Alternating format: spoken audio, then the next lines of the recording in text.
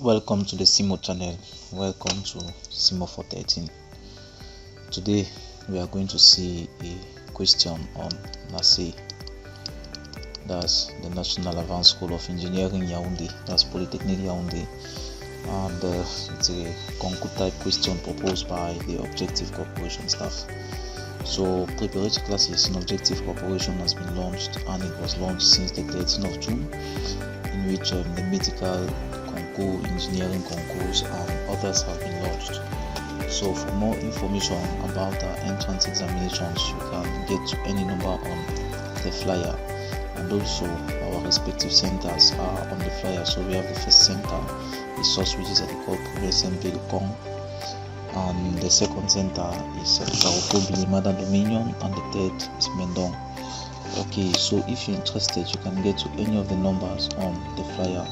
So as you can see, we have variety of national entrance exams we are preparing, and it's just to list a few. Now, wherever we are, wherever there is progress and hope, we are present. So this is just to say that the second phase of engineering begins on the 15th of July 2024. It is very intense. So national competitive entrance exams are not things which we take light in Objective Corporation. We do our best and we prepare the best, and as our slogan says, prepare now, succeed later. So let's dive into the video. Okay, so this now begins with let's now begin with the continuous assessment in Objective Corporation. So this is one of their continuous assessments. So let's begin with the exercise. We wish to resolve in R cube the system of equations that which we are seeing here. We have taken in x plus 2e to the y minus 5z squared is equal to negative 21. We have negative 2 ln x plus 3e to the y minus z squared is equal to 1. And we have negative ln x plus 5e to the y minus 3z squared is equal to negative 6. Specify the change of variables of the system S which will lead to obtain the system S prime. And that's the system S prime, and we have to resolve in R cube the system S prime and deduce the solution of the system S. So we are going to use these solutions to deduce the one above. Now 2 says using a suitable change of variable and the Gaussian method, resolve in R cube the system of equations below. Okay, so what I will do in this video is I'm going to use the Gaussian elimination to solve this, and I'll give a hint here. You solve and you comment your answers in the comment section. Okay, so let's get started with this. So the first thing is, let's transform S to S prime. So in order for us to get S to S prime, so we have to get a change of variables. So I'm going to let you see that ln x here simply become x, y has become e to the y, z squared has become z. So I will let capital X to be ln x, comma capital Y to be e to the y, and capital Z to be z squared.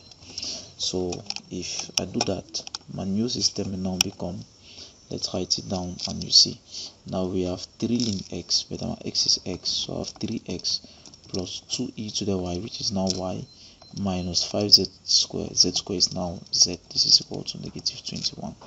You see that? The same for the others. So we are going to have negative 2x plus 3y minus z, that will be equal to 1.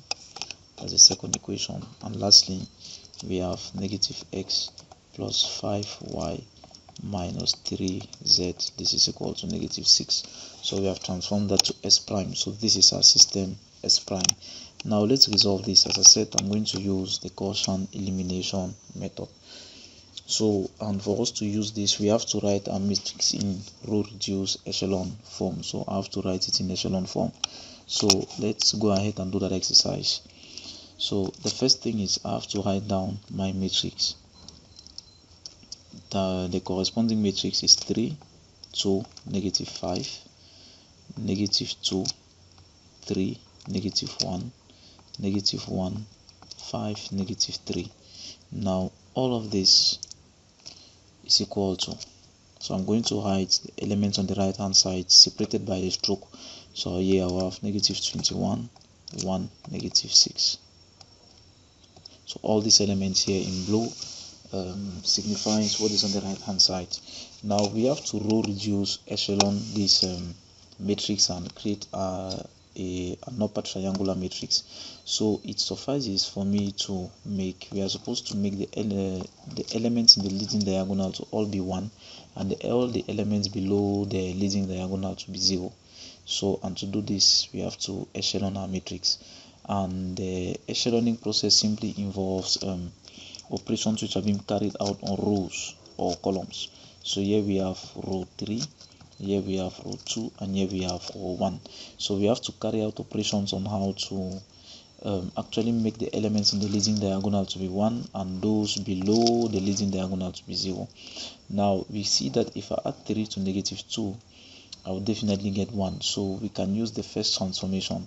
So I can say row 1 will now become row 1 plus row 2.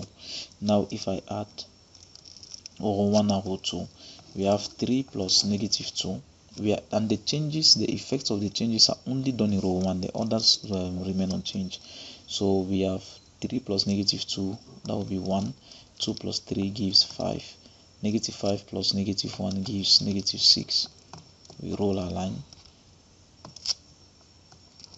We have this. Then it is also done here. So we have -21 plus 1.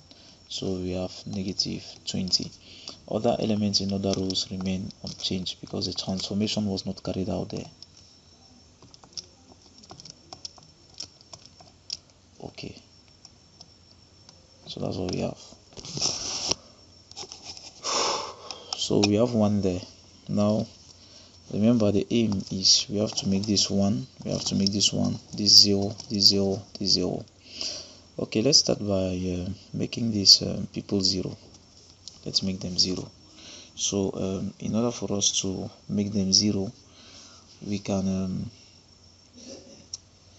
let's start by transforming this to be 0. So let's make an operation on row 3. So I will take row 3 will now be equal to row 1 plus row 3, because I have 1 plus -1. Now you see, when we do that transform, row 1 will remain unchanged. Here we have our -20. Let me write these elements here in another color. Here I have -20, here I have 1, and here we have -2, 3, -1. Now my changes are applied only in row 3, and I'm taking row 1 plus row 3. So 1 plus -1 gives 0. 5 plus 5 gives 10, and -6 plus -3 gives -9. Here we have -20 plus -6, which gives -26. -26, and I close. Now we are not yet there because only one of the elements below is 0 and the others are not yet 1. So we have to perform again another possible change. So what then can we use? What if I want to remove -2? So means my changes will take place in row 2. So my row 2, I can use the transformation or the operation. We have 2 row 1 plus row 2, so that I can eliminate that -2 to become a 0. Now we see this remains unchanged, 1, 5, -6, and we have this. Here we have -20, 1, -20. Okay, we are applying row 2. Now this means here we have 0, 10, -9. Okay, so let's apply our changes on that row 2. Now row 2 is 2 row 1 plus row 2. So we take 2 times this plus this. So we have 2 into 1 plus -2. You clearly see this becomes 0. Now here we have 2 times 5, which is 10, minus what do we have? 2 times 5, yes, it gives 10. Then 10 now minus 3 gives is it 7? Yes, 7. And on the other hand, we have 2. Here we have -6 plus row 2. What we have is plus. What have I done? Here is plus, sorry. subtracted there. So it is 2 times 5 plus 3, which is 2 times 5, 10 plus 3, which is 13. And on this other side, we have 2 into negative 6 plus negative 1. So this is negative 12 minus 1. Here we have negative 13. And on this side, we do the same. We have 2 times negative 20, which is 2 into negative 20 plus 1. So that will give us negative 39. Negative 39. Okay, so we have done it already for that. Now the next is, let's now see another transformation that we can use in order to make this 0. Now for me to make 10 below row 3, that's the only element that is left to be 0. For me to make 10 0, I can use row 1 and row 3. So my row 3 will now become 2 row 1 minus row 3. So this now make us to have a new system to be 1, 5, negative 6. Here we have negative 20, negative 39, 0, 13, negative 13. Now 2 times row 1 minus row 3. Let's see, will that be good? No, it's going to introduce me a 1 somewhere. So let's use something else. Let's use something else. Oh, that one will not be good, because this one will appear down here again. Okay, so let's use row 3, row 2 and row 3. Now before we use that, let's try to simplify and make things in row 2 a little bit better. So we are just going to transform row 2. We will take our row 2 will now become 1 on 13 of row 2, so that we can simplify what we are seeing there. So 1 on 13 here will become 1. Here we have negative 1. 39 divided by 13 is negative 3. And here we have 0, 10, negative 9. Here we have negative 26. Okay, now we have to make this 10 0. So I'm going to change row 3 to now use 10 row 1 minus row 3. Yes, here we go. Now 10 row 1 minus row 3 will have 1, 5, negative 6 unchanged, 0, 1, negative 1. Our effects are taking place in row 3. So we have 10 times, here we have negative 20, negative 3. So 10 times 0 plus 0 remains 0. 10 times 1 plus, minus 10 gives 0. And here we have 10 times negative 1, that's negative 10, minus negative 9 gives negative 1. So here we have negative 1, and on this side we have negative 3 into 10, that's 10 times negative 3 rather, 10 times negative 3 minus 26. So that's 26 minus 30. So it gives negative 4. That's what we have. Now, but we have to make this coefficient 1. So what does it imply? If I take my row 3 to now be negative row 3, so what do I have? We now have it in echelon form. So this will now be 1, 5, negative 6. Now we have this 1, then here we have 1, 1, 1 in the leading diagonal, 1, 1, 1. The ones are there. So here I have 0, 0. Here I have 0, and here I have negative 1. So since I have multiplied row 3 by negative 1, we have negative 20, negative 3, negative 4. Okay, so that's what we have. Now from there we have reduced this, 4 negative. Okay, now we have reduced this. Now remember, these entries above, these are the entries in X, these are the entries in Y, these are the entries in Z. So it means we can rewrite this now back in equation form. So these are the coefficients of X, Y, and Z, and this is all of that is equal to negative 20. So it means we can write it as X plus 5Y minus 6Z is equal to negative 20.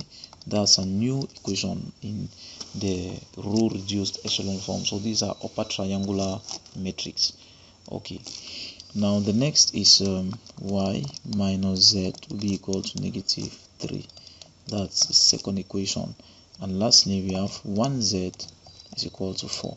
So you clearly see that this gives us directly the value of 4, and that's it. Now replacing z equal 4 in equation 2, what do we have? We have y minus 4 will be equal to negative 3.